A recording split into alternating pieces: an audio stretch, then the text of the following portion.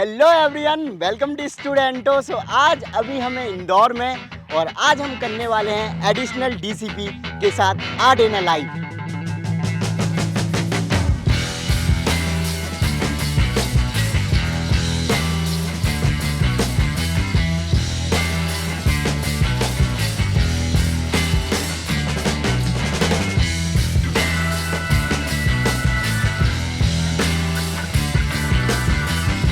भाई ट्रेनिंग कैसी चल रही है?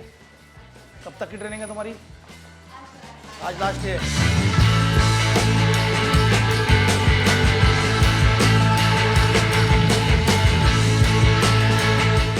अब सेशन की ओर चलते हैं। जी। सेशन है डॉक्टर से, हाँ। हमको साइबर क्राइम का अवेयरनेस का मैं डेली कोशिश करता हूँ एक आध सेशन ले लूँ।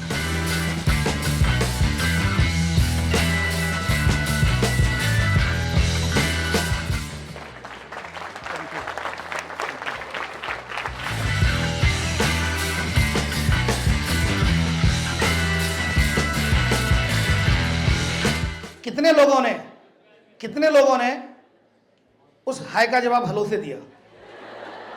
आपने दिया? तुमने दिया? तुमने क्यों नहीं दिया? सोचा होगा मेरी ऐसी किस्मत कहाँ।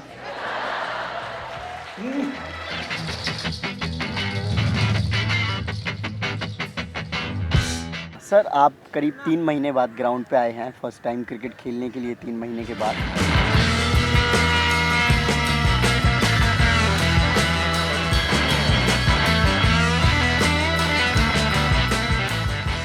फ्रेंड्स, जिनको सीएम सिंघम कहते हैं और यहाँ की एमपी की पुलिस डॉन कहकर बुलाती है, ऐसे शख्सियत से मिलने वाले हैं और जिनका नाम है राजेश दंडौतिया।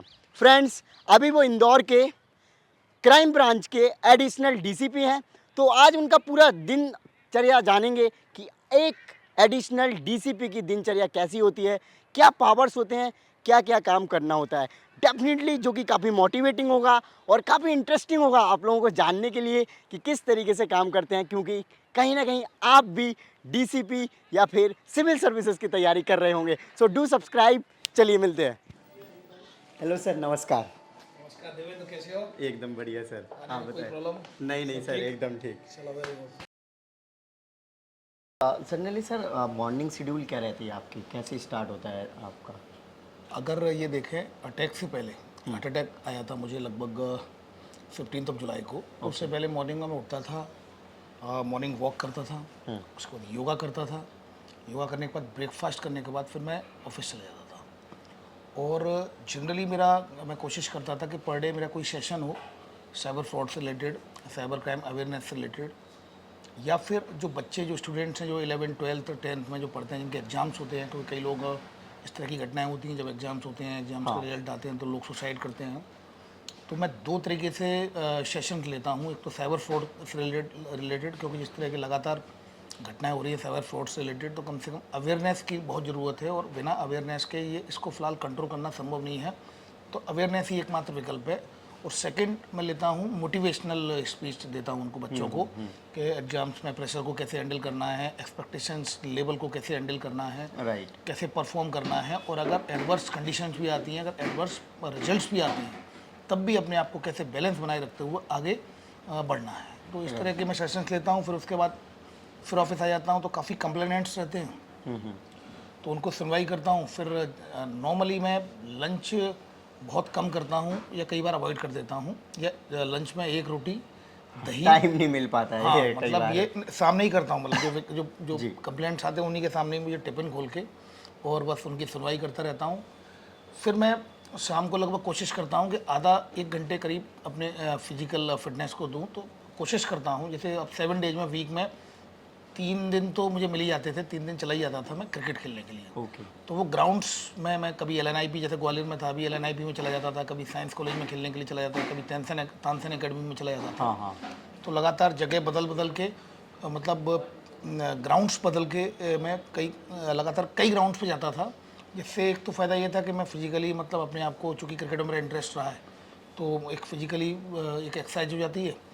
सेकंड, अलग अलग जगह जाने से ये फ़र्क पड़ता है कि आप लोग कनेक्ट होते हो, जो प्लेयर्स हैं, बच्चे हैं, राइट। कोच हैं, तो पब्लिक से भी इंटरेक्शन काफ़ी हो जाता है। आपकी हर यूपीएससी समस्या का समाधान है हमारे पास।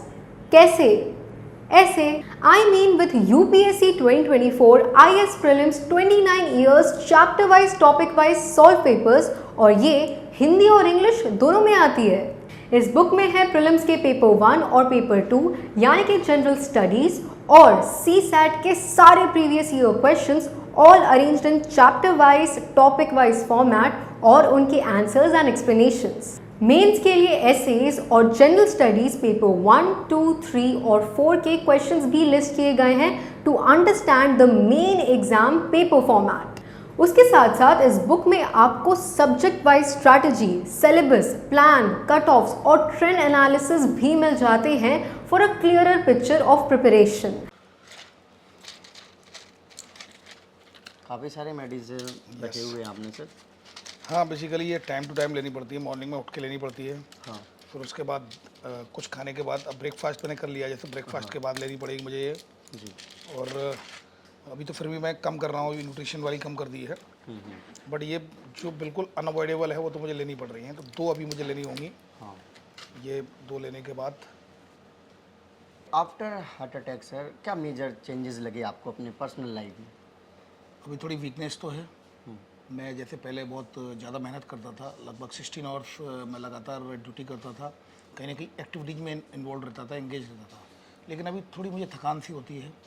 मैं क्रिकेट भी लगातार उस समय खेलता था, लेकिन अभी क्रिकेट खेलने में भी मुझे परेशानी हो रही है, योगा करने में थोड़ी सी परेशानी हो रही है। तो अभी डॉक्टर ने बोला था कि 3 महीने के बाद आप फिर उसके बाद ये धीमे धीमे करके ये एक्सरसाइज शुरू करनी है। तो अभी 3 महीने हो जाएंगे तो मैं शुरू करूँगा। हाँ, कंटिन्यूली इम्प्रूव करना है धीरे धीरे। हाँ, धीमे धीमे इम्प्रूव कर लूँगा मैं, क्योंकि क्रिकेट मेरा पैशन भी है। हाँ। और इंटरेस्ट भी है, तो क्रिकेट में खेलूँगा ही। अब मैं सोच रहा हूँ कि आज से शुरू करूँ। ओके। और आज से शुरू करूँगा मैं। हाँ। जी।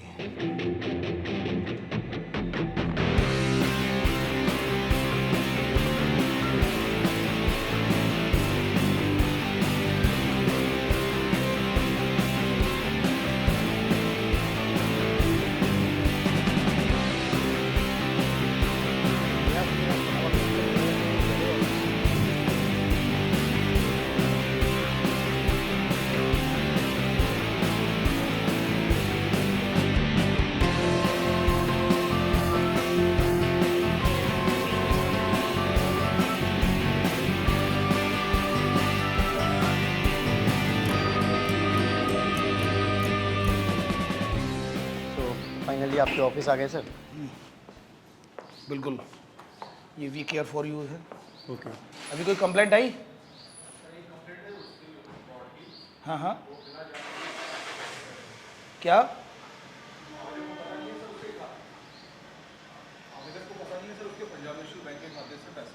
कितने पैसे कटे हैं? 2000 रुपये कटे हैं। अच्छा, किस आधार पे कटे हैं?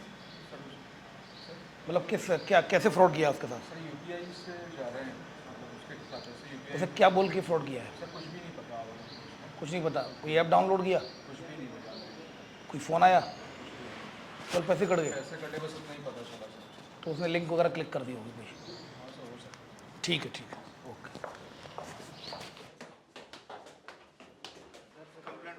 कंप्लेंट हो चुकी? क्या हुआ था? पैसे गए थे सर अकाउंट से। कितने पैसे चले गए थे? 19,000। 19,000। कैसे हुआ था? वो बच्चे के साथ हुआ था सर, मेरी लड़की जी के साथ। क्या फ़ोन कॉल आया था? हाँ, कॉल वगैरह आए थे, उसको रिपोर्टिंग भी कर दी थी बहुत पर था ना, वो असली मैसेज वगैरह। अच्छा अच्छा, इंस्टाग्राम वगैरह पे मैसेज आए होंगे। हाँ, ठीक है, वो भी बता दें। ठीक है, ठीक है। काफ़ी यूनिक ऑफिस लग रहा है सर आपका, और सीढ़ियाँ तो बहुत ज़्यादा ही घुमावदार हैं, ऐसे लग रहा है जैसे गुफा में जा रहे हो किसी। क्राइम ब्रांच का ऑफिस है, खुफिया ऑफिस है, क्योंकि वैसे भी क्राइम ब्रांच में एसएस इतनी आसानी से होना भी नहीं चाहिए। हाँ। नीचे वो गेट लगा हुआ है, वो लॉक हो जाता है गेट। हाँ। तो एसएस केवल जो कंप्लेनेंट्स होते हैं या फिर जो हमारे इन्फॉर्मर्स होते हैं उन्हीं के लिए एसएस रहता है। Okay, great sir.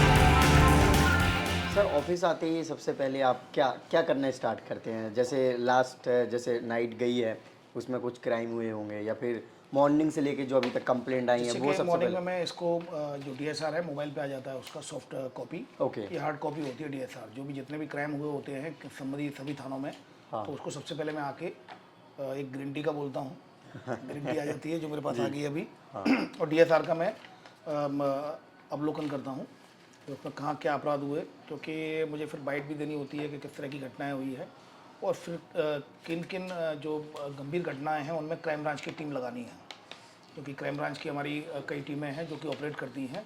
तो अगर कोई ऑर्गेनाइज क्राइम हो या सेंसेशनल क्राइम हो, उसमें फिर हम ये डिसाइड करते हैं कि कोई टीम लगानी है कि नहीं लगानी है। तो फिर अगर जैसा जैसे मैं अभी देख रहा हूँ इसमें एक लूट हुई है, तो लूट में एक टीम लगाएंगे हम, जी। जिसमें उसके साथ मारपीट करके उसका मोबाइल छीन लिया है। हाँ। तो ये इस तरह की लूट की घटना हुई है, तो उसमें एक टीम ऑलरेडी हम क्राइम ब्रांच की लगाएंगे, तो वो ऑपरेट करेगी, वहाँ जाएगी स्पॉट पर, थाने से कोऑर्डिनेशन करेगी, और जो भी इलेक्ट्रॉनिक एविडेंस है, सीसीटीवी फुटेज है, उनमें जाके कोशिश करेंगे उनको आइडेंटिफाइड करने के लिए। वाह, ग्रेट सर। और इसके साथ में बैकग्राउंड में म्यूजिक भी लगा देता हूँ, हाँ हाँ। क्योंकि मुझे बड़ा शौक है कि साथ में बैकग्राउंड में म्यूजिक चलता रहे, जिससे थोड़ा सा स्ट्रेस रिलीफ होता है। और फिर अपना साइबर फ्रॉड का चूँकि स्टेटस मैं अपडेट करता रहता हूँ, क्योंकि यहाँ पर अगर आप देखेंगे अभी विंग में अभी ये कंप्लेंट आना शुरू हो जाएंगे, डेली 40 to 45 कंप्लेंट्स आती हैं साइबर फ्रॉड की। किसी के पैसे निकल गए, किसी को कोई सोशल मीडिया पे बुली कर रहा है, मतलब परेशान कर रहा है, स्टॉकिंग चल रही है उनकी। राइट, ये तो बहुत ज़्यादा प्रॉब्लम्स है सर। तो इसमें क्या है कि सर मुझे भी कई लोग मैसेज करते रहते हैं, फेक आईडी है, किसी ने ऑफिसर के नाम पे फेक आईडी बना ली और उनको गलत गलत कमेंट मैसेज और टॉर्चर किया जा रहा है ऐसे यस बिल्कुल। तो इस तरह से यहाँ पर अगर आप देखेंगे क्राइम ब्रांच में नीचे वी केयर फॉर यू था, जहाँ पर मैं रुका था, वी केयर फॉर यू है, जहाँ पर किस तरह की जो लड़कियों को परेशान करते हैं, फ़ोन से परेशान करते हैं, तो उनकी कंप्लेंट आती है, उनको रिड्रेस करते हैं। यहाँ ऊपर साइबर क्राइम का ऑफिस है यहाँ पर, तो जितने भी जो आज कंप्लेंट्स आएंगे, तो आज मैं आपको दिखाऊंगा कितने कंप्लेंट्स आते हैं और रजिस्ट्रेशन किस तरह से करते हैं। सर जैसे अभी रिसेंट में मैं देख रहा हूँ, मेरे पास भी कई मैसेज आए गर्ल्स के, उनके साथ ऐसी प्रॉब्लम्स है कि उनके फोटोज़ का गलत तरीके से प्रेजेंट किया जा रहा है और वो बहुत ज़्यादा स्ट्रेस में है। इवन वो कह रहे हैं कि अगर मैं इससे सुसाइड भी कर सकती हूँ। तो सर ऐसी समस्या को कैसे डील करना चाहिए? पर्टिकुलरली स्टूडेंट्स के साथ अगर ऐसा हो रहा है तो सर वो तो काफ़ी स्ट्रेस में ऑलरेडी आ जाएंगे, क्योंकि प्रिपरेशन का है, और जब ऐसी चीज़ें आ जाती हैं तो गर्ल्स को ज़्यादा प्रॉब्लम होती है। देखिए, इंदौर में साइबर क्राइम के लिए ऑलरेडी हमने साइबर हेल्पलाइन नंबर जारी किया हुआ है।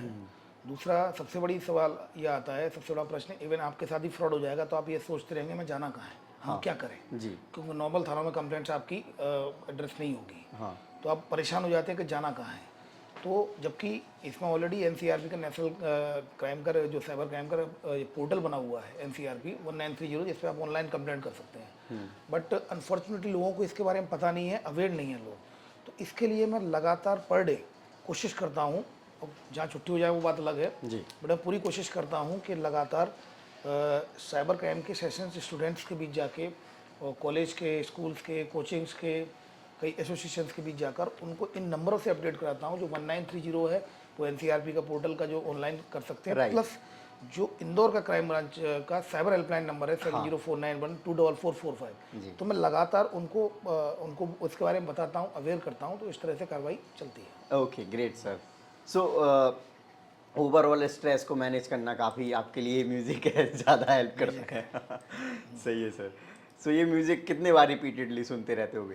कुछ सॉन्ग्स हैं मेरे, जैसे मैं रॉक सॉन्ग बहुत ज़्यादा सुनता हूँ। ओके। पिंक फ्लॉयड है, स्कॉर्पियंस है, गन्स एंड रोजेज है, तो ये कुछ सॉन्ग्स मैं बहुत ज़्यादा सुनता हूँ, तो वही रिपीट चलता रहता है। एक आध घंटे चल जाता है। अब जैसे कि अब कंप्लेंट्स आना शुरू होंगे तो फिर ये बैकग्राउंड में हल्का हल्का चलता रहता है, थोड़ा सा स्ट्रेस रिलीव होता है। वाह सर, ग्रेट।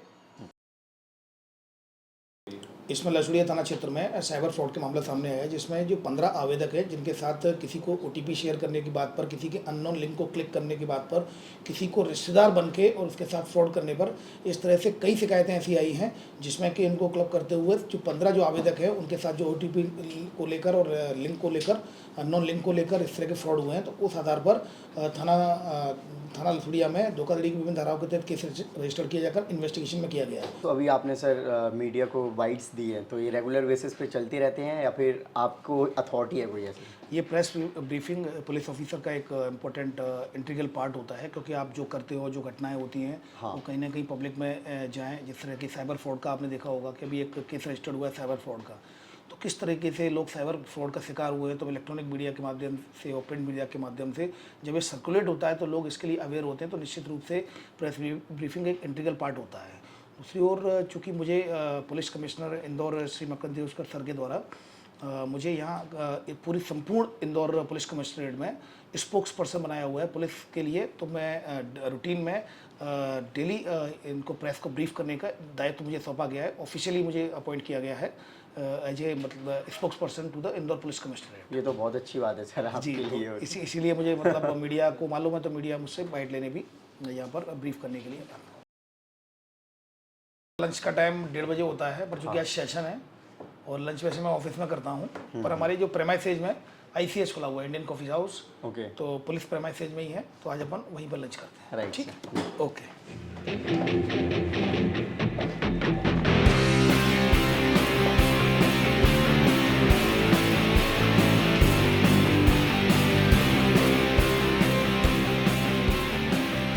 कंप्लेंट भी देयर फॉर यू में। तुम्हारी ट्रेनिंग कैसी चल रही है? कब तक की ट्रेनिंग है तुम्हारी? आज लास्ट डे है। सर्टिफिकेट मिलेगा तुम्हें? चलो वेरी गुड। चलो काफ़ी कुछ क्या सीखा तुम लोगों ने? काफ़ी जैसे कि सारी हेल्पलाइंस और मेनली NCRP में कैसे कर सकते हैं, 1930 पे कितने टाइप्स के साइबर फ्रॉड्स होते हैं और कैसे बचा जा कैसे सकता बचा है। सकता और अब आपको जो इन्फॉर्मेशन मिली है उसको स्प्रेड करोगे सभी जगह, सेशंस वगैरह में सभी लोगों को बताना, ठीक है? और आप जब प्लान करोगे सेशन मुझे बता देना, हाँ सर। ठीक है? चलो all the best.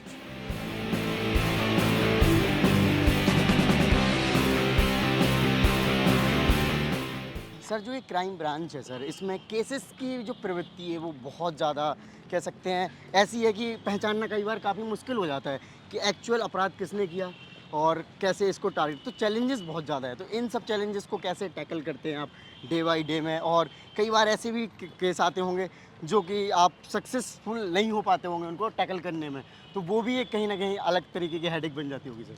Crime branch में बेसिकली ऑर्गेनाइज क्राइम को डील करते हैं। हाँ, जिसमें सेंसेशनल क्राइम हो, कोई ऑर्गेनाइज तरीके से क्राइम चल रहा हो तो वो उसको डील करते हैं। कोई सेंसेशनल मर्डर हो जाए या सेंसेशनल लूट या डकैती हो जाए, हीनियस क्राइम मतलब गंभीर अपराध हो जाए, तो उसको डील करते हैं जी। बाकी साइबर फ्रॉड में ज़रूर इनविजिबल क्रिमिनल्स रहते हैं, हाँ वो अज्ञात रहते हैं काफ़ी, चूँकि दूसरी स्टेट्स के होते हैं, कहीं झारखंड या उड़ीसा हाँ या वेस्ट बंगाल या फिर दिल्ली, दूसरी स्टेट के होते हैं, तो इसलिए कई बार आइडेंटिफिकेशन में समय लगता है, बट सभी को आइडेंटिफाइड कर लिया जाता है। क्योंकि अगर आप देखेंगे तो कहीं ना कहीं मोबाइल का यूज़ करते हैं, वो कहीं ना कहीं अकाउंट का यूज़ करते हैं, एक लिंक का यूज़ करते हैं, तो इन सब से हम लोग धीमे धीमे करके जो कंपनी को मेल करके इन्फॉर्मेशन लेके और उसमें आइडेंटिफाइड कर लेते हैं। टाइम लगता है, बट आइडेंटिफाइड होकर हम एक्शन भी लेते हैं। राइट।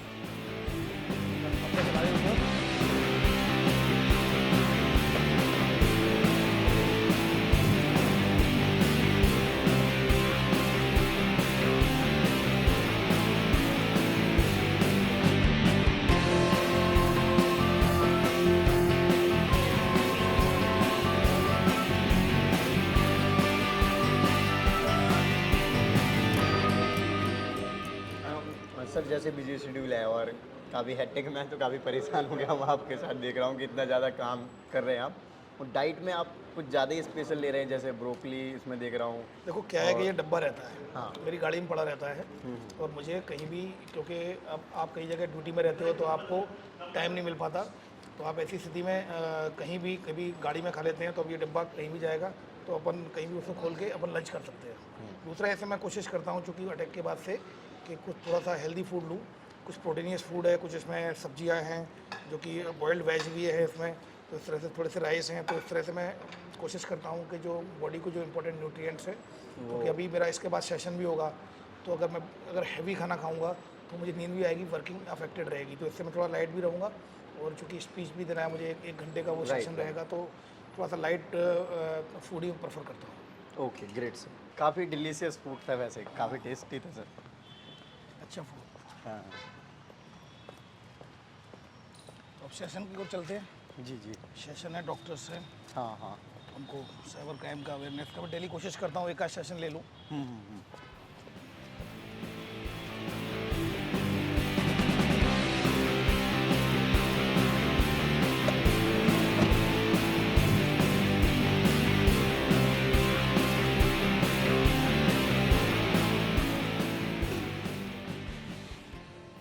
सर जैसे एडिशनल डीसीपी हैं सर, पर्टिकुलर इस पोस्ट में आपको और पर्टिकुलरली इंदौर में क्या चैलेंजेस नज़र आते हैं? क्योंकि हर जगह अलग अलग चैलेंजेस होते हैं। जैसे अभी आपने बताया कि आप ग्वालियर में थे इसके पहले। ग्वालियर में बेसिकली जब मैं था अभी 1.5 महीना हुआ है ग्वालियर से यहाँ ट्रांसफ़र होके आया है। ग्वालियर में अलग चैलेंजेस थे। ग्वालियर में लॉ एंड ऑर्डर की सिचुएशन अलग थी। ग्वालियर में जो क्राइम थे, क्राइम पैटर्न था वो काफ़ी अलग क्राइम पैटर्न था। हाँ। और इंदौर में कमिश्नरेट सिस्टम है, ग्वालियर में कमिश्नरेट सिस्टम नहीं था। इंदौर में कमिश्नरेट सिस्टम है, तो यहाँ पर यहाँ के चैलेंजेस अलग हैं। ग्वालियर में वेपन्स का काफ़ी ज़्यादा काम था, तो वेपन्स हम कई हथियार पकड़ते थे। ड्रग्स का काम था, ड्रग्स को भी हम काफ़ी भारी मात्रा में हमने ड्रग्स को भी पकड़ा वहाँ। सर ये जो ड्रग्स हो गए और इस तरीके की प्रॉब्लम्स है वेपन वगैरह की, तो ये इस एरिया में पर्टिकुलरली कैसे? इस एरिया में भी ये ड्रग्स की सेम प्रॉब्लम है। यहाँ पर भी ऑपरेशन प्रहार चलाया जा रहा है। ऑलरेडी मेरे आने से पहले ही बहुत पहले से चल रहा है। यहाँ पर लगातार हम अभी हमने कल ही ब्राउन शुगर पकड़ी है, MDMA पकड़ा है और चरस भी पकड़ी है जो बिहार से आ रही थी, सप्लाई होकर राजस्थान से सप्लाई होकर ब्राउन शुगर आ रही थी, उसको पकड़ा है। प्लस अभी वेपन्स पकड़े हमने, अभी 4 वेपन्स पकड़े थे, फिर अभी 2 वेपन्स आज पकड़े हैं। इससे पहले हमने 10 वेपन्स पकड़े थे। तो यहाँ पर जो खरगोन है, जो नियर बाई डिस्ट्रिक्ट्स हैं, नेबरहुड डिस्ट्रिक्ट्स है, उसमें जिसमें कि सिकलीकर्स हैं, वो लोग वेपन्स बनाने का काम करता है, तो उस पर भी हम काम करते हैं। ग्वालियर में कास्टिज्म बेस्ड ज़्यादा क्राइम होते हैं, जातिवाद वहाँ पर थोड़ा सा कास्ट को लेकर है। यहाँ कम्युनिटी क्लैसेज हैं, हिंदू मुस्लिम के कहीं ना कुछ इश्यूज होते हैं। तो सबका अपना अपना क्राइम पैटर्न होता है। वहाँ पर मोरलेस काफ़ी इंटीरियर है, काफ़ी मतलब पहले डकैती समस्या वहाँ काफ़ी थी, अब तो खैर नॉर्मल हो गई। इनफैक्ट अभी जो 2 साल पोस्टिंग रही थी उसमें भी एक डकैत था, चंबल का जो आखिरी डकैत था, आपने उसको? हाँ, गुड्डा गुर्जर, उसको शॉर्ट एनकाउंटर में हमारे द्वारा फिर उसको पकड़ा। तो इस तरह के चैलेंज रहते हैं। चेन स्नैचिंग भी मोरलेस ग्वालियर में भी ये इंसिडेंट्स होते थे, वो यहाँ पर भी हो रहे हैं। By and large cyber fraud है वो सभी जगह बहुत तेज़ी से है।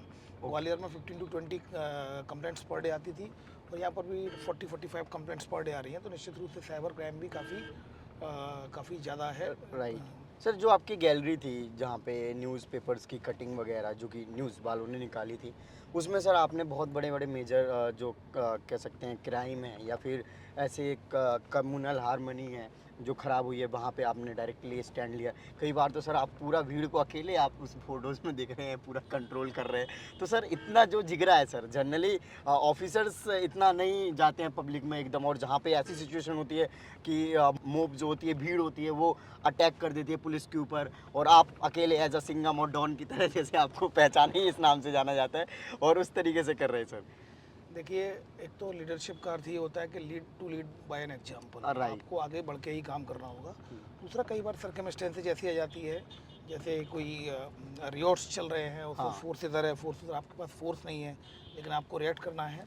परिस्थितियाँ, सर्कमस्टेंसेज अपने आप ही इतनी हिम्मत दे देती है आपको कि आप स्वयं ही एक्ट करने लगते हैं। चाहे वो जबलपुर का केस हो या फिर खरगोन का केस हो या फिर इंदौर में ही गुंडा अभियान हो, तो ये सारी चीज़ें जो हैं वो आपको अपने आप ही हिम्मत आ जाती है। वहाँ की परिस्थिति अपने आप ही, सर्कमस्टेंसेज आपको, जब आप उस रोल में होते हैं तो अपने आप ही आपको लगता है, चूँकि एज ए लीडर हैं आप, तो आपको फ्रंट से लीड करना होगा, तो आप लीड करते हैं। और कई बार फोर्स आपके साथ पर्याप्त नहीं होता है, क्योंकि जगह जगह पर रियोट्स में कई जगह घटनाएँ होती है, तो ऐसी स्थिति में फोर्स इधर उधर हो जाता है। तो कई बार आपको भी स्टैंड लेकर लीड करना होता है, और इस तरह की कुछ घटनाएँ हुई थी जिसमें कि, और पुलिस ऑफिसर सामान्यतः करते ही हैं ऐसा। कुछ आप अपने लाइफ के बारे में बताइए कि मतलब कैसे आप इतने पावरफुल ऑफिसर के रूप में जाने जा रहे हैं और आपको चार्जेस एक्स्ट्रा मिल रहे हैं। जनरली आपकी जो पोस्ट है उससे अलावा भी आपको, जैसे आपके सीनियर जो ऑफिसर हैं वो भी आपको आके, जैसे आप पूरा इंदौर के मीडिया को एडवाइस करते हैं, और आपके कहीं ना कहीं सीनियर भी आपको आके रिपोर्ट करते हैं। तो सर इतनी जो है ना, कह सकते हैं पोस्ट में प्रेफरेंस आपको दी जा रही है सर, ये कैसे पॉसिबल? प्रेस बेसिकली एक, चूँकि प्रेस ब्रीफिंग होती है, वो कहीं ना कहीं किसी न किसी को उसकी जिम्मेदारी दी जाती है। और निश्चित रूप से प्रेस को डील करना एक काफ़ी ट्रिकी वर्क होता है, हाँ। क्योंकि चाहे वो इलेक्ट्रॉनिक मीडिया हो, प्रिंट मीडिया हो, वो उनके भी निश्चित रूप से उनको लगातार उनको न्यूज़ चाहिए होती है। तो कई बार उनको भी एक ऐसा सेंटर चाहिए होता है जहाँ से कि वो कोई भी न्यूज़ कलेक्ट कर सके शहर हाँ की। हाँ हाँ। तो ऐसी स्थिति में एक व्यक्ति को सेंट्रलाइज कर दिया जाता है। तो ऐसी स्थिति में मुझे स्पोक्स पर्सन बनाया गया है इंदौर पुलिस कमिश्नरेट में। ओके। तो निश्चित रूप से ये चूँकि प्रेस को भी सामंजस्य बिठाना बहुत ज़रूरी होता है प्रेस के साथ।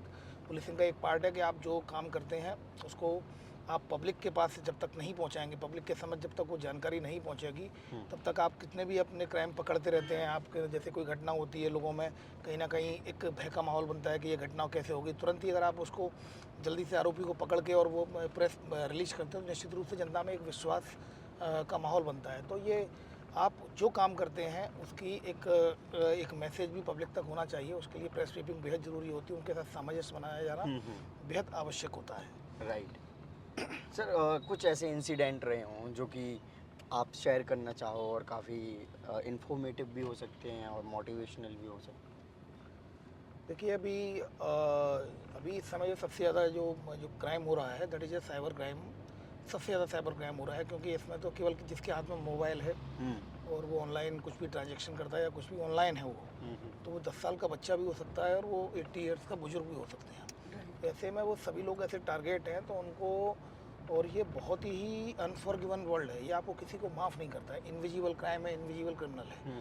तो ऐसी स्थिति में आपको बड़े सावधानी की ज़रूरत होती है। और घर में जो अपने बुजुर्ग होते हैं वो कई बार उसको ऑपरेट नहीं कर पाते हैं और ठगी का शिकार हो जाते हैं, ट्रैप हो जाते हैं। कई बच्चे भी ट्रैप हो जाते हैं, ऑनलाइन गेमिंग से भी ट्रैप होते हैं। इसके अलावा कई जो गर्ल्स होती हैं स्पेशली जिनके लिए सोशल मीडिया डिफेमेशन में इनके भी कुछ इंस्टाग्राम पर कुछ फ़ोटो वीडियो जिस तरह के जो अपलोड कर दिए जाते हैं उनको मॉर्फ करते हुए, तो वो निश्चित रूप से कहीं ना कहीं उनके लिए भी काफ़ी बड़ा चैलेंज रहता है। साइबर क्राइम अभी all over the globe is a biggest challenge और उसमें कहीं ना कहीं अवेयरनेस की ज़रूरत है। और अवेयरनेस अगर नहीं होगी तो मैं ये मान के चलता हूँ कि इसको कंट्रोल करना बहुत मुश्किल होगा। लोगों को लगातार अवेयर करना होगा, इसके बारे में जानना होगा लोगों को। और आप किसी भी सब्जेक्ट में आप PhD के हो, उससे कोई फ़र्क नहीं पड़ता कि आप कितने बड़े विद्वान हैं। इम्पोर्टेंट ये है कि आपको अवेयर होना होगा। Awareness is all to a different thing. तो ये बहुत ज़रूरी है, इस पर ध्यान देने की आवश्यकता है। और लोगों को भी, क्योंकि जिस तरह की कंप्लेंट्स आती हैं और मुझे बड़ा आश्चर्य होता है कि 40 कंप्लेंट्स पर डे आ रही हैं, उसके बाद भी लोग अभी भी उसके प्रति अवेयर नहीं हो रहे हैं कि किस तरह की घटनाएं हो रही है। वो खुद ट्रैप होते हैं और एक बड़ा अमाउंट भी चला जाता है, जो कि अमाउंट 20,000 रुपये से पेटी अमाउंट भी हो सकता है, जो कि 20 लाख 50 लाख 1 करोड़ तक भी ऐसा अमाउंट चला जाता है। तो निश्चित रूप से इससे बिगेस्ट चैलेंज।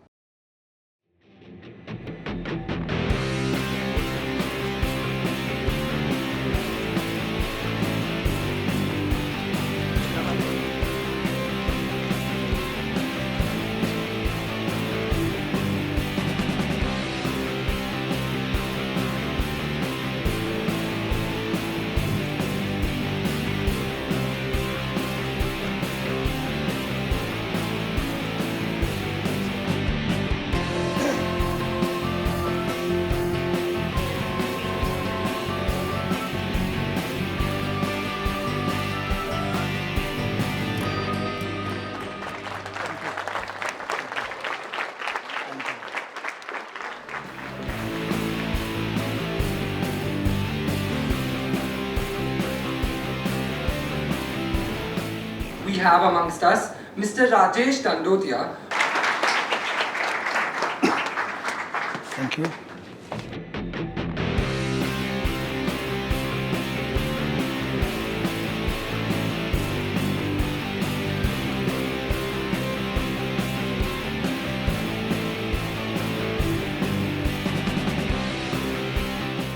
अब ऐसे कितने लोग हैं जिनके पास ये SMS आए हैं, आपकी बिजली के बिल का भुगतान लंबित है, नीचे दिए गए नंबर पर संपर्क करें वरना आज शाम तक आपके बिजली का कनेक्शन काट दिया जाएगा। मैडम के पास भी आया है, सर के पास भी आया है, मैडम आपके पास भी आया है, आप सभी के पास आया। कितने लोगों ने उस SMS को ऑथेंटिक मानते हुए बिजली का बिल भर दिया? नहीं भरा। कई लोगों ने उस SMS को ऑथेंटिक मानते हुए बिजली का बिल भर दिया, कनेक्शन तो नहीं कटा, उनके अकाउंट से पैसे कट गए। अब ऐसे कितने लोग हैं जिनके पास ये फ़ोन कॉल्स आए हैं नमस्कार, मैं SBI बैंक से बोल रहा हूँ। आपका KYC अपडेट करना है, debit card credit card update करना है। वेरी गुड, इतने लोगों के पास फ़ोन आए, ग्रेट। ऐसे कितने लोग हैं जिन्होंने इस फ़ोन कॉल को ऑथेंटिक मानते हुए रिप्लाई किया? किसी ने भी नहीं किया। कई लोगों ने उस फ़ोन कॉल को ऑथेंटिक मानते हुए अपना KYC अपडेट कराया। KYC तो अपडेट नहीं हुआ, अकाउंट अपडेट हो गया, पैसे कट गए। ऐसे कितने लोग हैं जिनके पास ये SMS आया है, आपके इनकम टैक्स का रिटर्न अभी तक नहीं भरा गया है, नीचे दिए गए नंबर पर संपर्क करें, अन्यथा आपके खिलाफ लीगल कार्रवाई की जाएगी। मैडम आपके पास, केवल मैडम के पास, ये बहुत अंडरस्टूड है। केवल मैडम के पास क्यों आया, आपके पास क्यों नहीं आया? क्योंकि इनकम होना बहुत जरूरी है उसके लिए, तब जाके डन होगा। तो फ्रॉडस्टर्स भी जानते हैं इस बात को। और ऐसे कितने लोग हैं जिनके पास ये मैसेज आया है टेलीग्राम या व्हाट्सएप पर, नटराज पेंसिल की पैकिंग के लिए ऑनलाइन जॉब ऑफर करते हैं। वेरी गुड, कितने लोग हैं? इतने स्टूडेंट्स के पास। कितने लोगों ने पैकिंग की? कुछ लोगों ने उस मैसेज को सही मानते हुए पैकिंग की, तो पेंसिल की तो पैकिंग नहीं हो पाई, उनकी पैकिंग हो गई। ऑनेस्टली बोलेंगे आप? व्हाट्सएप पर एक सुंदर सी डीपी नहीं, डीपी पर एक सुंदर सी लड़की हाय का मैसेज भेजती है। ऐसे कितने लोग हैं? देखिए सर, एक ही स्मार्ट है, 2 स्मार्ट, 10, 12, 15 लोग ही स्मार्ट है, इतने लोग स्मार्ट है। Very good.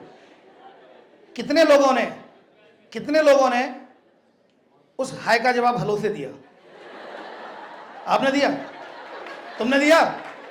तुमने क्यों नहीं दिया? सोचा होगा मेरी ऐसी किस्मत कहां।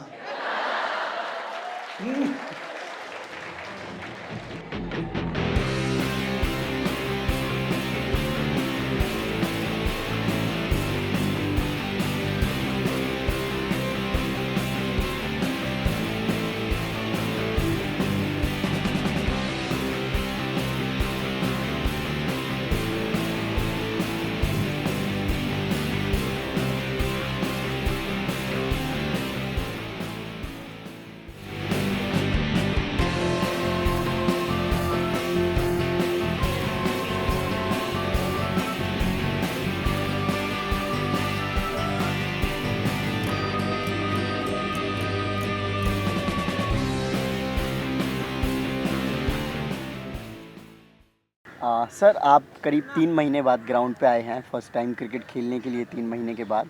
तो कैसा फील कर रहे हैं? क्योंकि काफ़ी एनर्जी जाती है। क्रिकेट ऐसा गेम है कि उसमें आपको बॉलिंग, फील्डिंग और आप शॉट भी काफ़ी अच्छे मार रहे थे, जो कि मैंने देखा।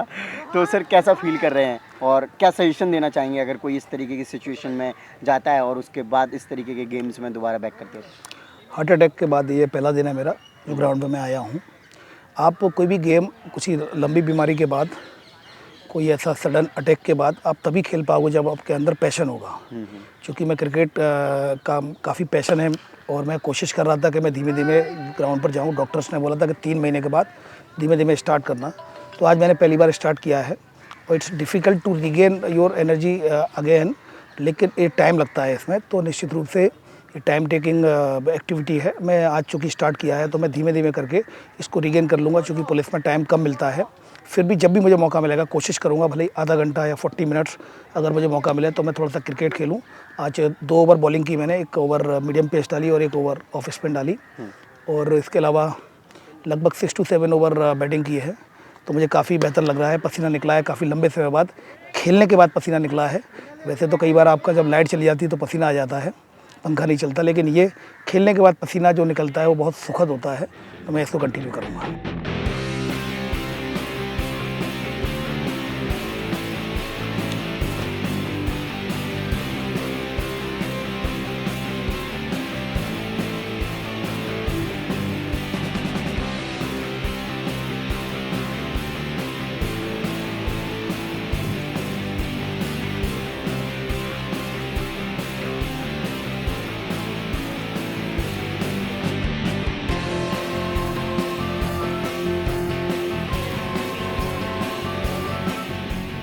सर, आज का दिन काफ़ी हेक्टिक रहा। स्टार्टिंग में मॉर्निंग में आके आपने काफ़ी केसेस वगैरह सुने, फाइल चेक करी, उसके बाद देन सर हम इधर गए, स्कूल भी गए, इतने बड़े स्कूल में जहाँ पे आपने क्राइम, साइबर क्राइम को लेकर काफ़ी क्या क्रिकेट भी खेला। तो सर जैसे आप पूरा, मैं सुबह से देख रहा हूँ आप काफ़ी बिजी रहे हैं सर, इस टाइम में अपने फैमिली को कैसे मैनेज करते हो? आपके मैम भी जैसे आपने बताया एसीपी हैं, तो दोनों लोग सर्विस में हैं, फिर अपने चाइल्ड्स जो बच्चे हैं उनको भी मैनेज करना और बाकी सारी चीज़ें भी फैमिली परिवार की देखना, सर कैसे हो जाता है? ये काफ़ी डिफ़िकल्ट होता है मैनेज करना, बट एक्चुअली में कहीं ना कहीं आपको कंप्रोमाइज़ करना होता है। तो बस ठीक है, चूँकि पुलिस की जॉब ऐसी है तो इसमें कंप्रोमाइज़ करना ही होगा। फैमिली का सेक्रीफाइस कहीं ना किसी लेवल पर होता ही है, उतना टाइम दे नहीं पाते हैं, क्योंकि आप घर भी जाओगे 10-11 बजे घर भी पहुँचूंगा तब भी फ़ोन कॉल्स आते हैं राइट। प्रेस के फ़ोन आएंगे, और फिर इसके अलावा कोई घटना होती है फिर थाना प्रभारियों के फ़ोन आएंगे, टीमों के फ़ोन आते हैं। तो इट्स नॉट पॉसिबल कि आप मतलब घर पे भी जाके घर जैसे नहीं रहते हो, क्योंकि वो आपको टाइम देना पड़ेगा, but it's the nature of the job. तो जॉब का नेचर ही ऐसा है। बाकी आज फिर भी कुछ भी एक्टिक नहीं है, आज कोई लॉ एंड ऑर्डर नहीं है, आज कोई इस तरह की कोई बड़ी घटना नहीं हुई, वरना फिर स्पॉट पे जाना होता, फिर टीमें रवाना करनी होती, फिर ऑपरेशन को ऑपरेट करना होता। हाँ हाँ। तो आज तो फिर भी कोई भी ऐसी घटना नहीं हुई है और कोई भी इस तरह का लॉ एंड ऑर्डर नहीं है, तो आज फिर भी काफ़ी कूल टाइम था, तो इस वजह से मैंने आज समय भी निकाला और क्रिकेट भी खेल के आ पाया। तो सर अराउंड 21 ईयर हो चुके हैं सर्विस में, तो सर इतनी बड़ी जो जर्नी है कैसे मतलब इन्जॉय किया आपने, या फिर क्या कहना चाहेंगे इसके बारे में? देखिए, मैं जब जॉब में आया तब मैं एक्चुअली पहली बार मतलब पुलिस जब जॉब में आया तो मुझे ऐसा लगा अजीब सा कि मैं कर पाऊँगा या नहीं कर पाऊँगा। हाँ। बट धीमे धीमे करके फिर, चूँकि जैसा कि मैंने बोला कि अगर आपके अंदर पैशन है और आप लॉयल हैं और आप ऑनेस्ट हैं, आप जो करते हैं उसके प्रति ऑनेस्ट है, तो निश्चित रूप से आपको परिणाम मिलते हैं। धीरे धीरे मुझे काफ़ी इंटरेस्ट आने लगा, फिर मुझे काफ़ी क्राइम वर्क में काफ़ी मुझे इंटरेस्ट आने लगा। तो फिर मुझे लगा कि अगर मैं पुलिस की जगह किसी और डिपार्टमेंट में होता तो शायद इतना न्याय नहीं कर पाता, और शायद इतना ज़्यादा मुझ में मतलब काम करने का इतना ज़्यादा पैशन नहीं होता। और मुझे काफ़ी खुशी है कि मैं पुलिस में आया और पुलिस डिपार्टमेंट में, क्योंकि आपको बड़ा मौका मिलता है लोगों के दुखों को, लोगों के जो डर होते हैं, जो बेचारे जो पीड़ित व्यक्ति होते हैं उनके साथ मिलकर उनकी समस्या को सॉल्व करना, और भी कई इस तरह के जो सेटिस्फेक्शन जो आपको मिलता है उनसे, तो इस तरह के काम पुलिस डिपार्टमेंट में है। ओके, लास्ट में क्या मैसेज देना चाहेंगे सर जो फ्यूचर एस्पिरेंट्स हैं? मैं उनसे ये कहना चाहूँगा, दुविधा में न रहें, और अगर उन्होंने डिसाइड किया है कि सिविल सर्विसेज में जाना है तो पूरी ताकत लगा दें। उसका दुविधा में रहते हैं तो कहीं के नहीं रहते हैं, सिर्फ एक ही लक्ष्य रखें। अगर सिविल सर्विसेज में जाना है कड़ी मेहनत करें, डेविएशन बिल्कुल ना रखें, सोशल मीडिया का फ़िलहाल उपयोग न करें। ऑनलाइन अगर आप रहते हैं तो केवल उसका उपयोग तब तक ही करें जितना कि आपको उस पर्टिकुलर आपके ऑब्जेक्टिव को अचीव करने में जितना मदद कर रहा है। अदरवाइज़, क्योंकि इस समय सोशल मीडिया में आप फेक न्यूज़ देखेंगे, उनका केवल एंटरटेनमेंट की दृष्टि से उसका उपयोग न करें, क्योंकि स्टूडेंट एक आश्रम व्यवस्था है, आप लोगों को सेक्रीफाइस करने होंगे और पूरी एनर्जी को इकट्ठी करके और फिर पूरी ऊर्जा के साथ एक ही उद्देश्य के लिए आपको चलना होगा। सफलता बहुत छोटी चीज़ होती है, अगर आप में डेडिकेशन होगा और आपने ठान लिया, ऑनेस्ट रहेंगे और लगातार मेहनत करेंगे तो आपको परिणाम बिल्कुल मिलेगा। मैं सभी को बधाई देता हूँ, सब लोग बहुत अच्छे से स्टडी करें और अपने स्वयं पर भरोसा रखें, भरोसे के साथ आगे बढ़ें। और न्यूटन्स का जो थर्ड लॉ ऑफ मोशन है, every action has equal and opposite reaction, अगर आप जितनी मेहनत करेंगे आपको परिणाम उतने का मिलेगा। अपने आप पर भरोसा रखें, अपने उद्देश्य को पाने की इच्छा पर भरोसा रखें, और अगर आप और जिस रास्ते पर आप चल रहे हैं वो उस पर ऑनेस्टली चल पा रहे हैं, आप में कोई द्वैत तो नहीं है, कोई दूसरा आपने सोचा तो नहीं है कि एक रास्ता अगर मैं ये नहीं कर पाया तो मैं वो करूँगा। अगर आपके मन में ये बात है तो तत्काल छोड़ दें फिर सिविल सर्विसेज को, क्योंकि जिस व्यक्ति ने स्वयं ही संदेह कर लिया अगर मैं ये नहीं कर पाया और यह करूँगा तो निश्चित रूप से उसकी असफलता वहीं से शुरू होगी। तो मेरा सिर्फ ये कहना है, अगर आपने ठान लिया है तो आप बिल्कुल एक उद्देश्य के लिए लगातार काम करते रहें, डेविएशन न लाएं। All the best, my best wishes to all of you. Okay, so thank you so much sir for your lovely message. So friends, आपने देखा कि सर के साथ हमने पूरा डे शूट किया, जो कि काफ़ी इंटरेस्टिंग रहा, और पर्टिकुलरली मुझे भी काफ़ी नई चीज़ें सीखने को मिली, साइबर क्राइम से रिलेटेड या फिर जो भी ऑनलाइन फ्रॉड होते हैं। स्पेशली साइबर क्राइम ऑनलाइन बहुत ज़्यादा हो रहे हैं, तो आप लोग भी बचें। और रिसेंट में मेरे पास मैसेज भी बहुत सारे आए इससे रिलेटेड, जो कि पर्टिकुलर ऑफिसर के नाम पे आईडी बना रखे हैं और गर्ल्स के साथ ऐसे उल्टे सीधे मैसेज कर रहे हैं, उनको ब्लैकमेल कर रहे हैं, उनके फ़ोटो का मिसयूज़ करके अलग गलत तरीके से प्रेजेंट कर रहे हैं, जो कि स्टूडेंट्स काफ़ी घबराए हुए भी हैं। तो इन चीज़ों का आप ध्यान रखें। आई होप ये वीडियो आपको अच्छी लगी हो तो इसको लाइक करें, चैनल को सब्सक्राइब नहीं किया चैनल को सब्सक्राइब कर लीजिए।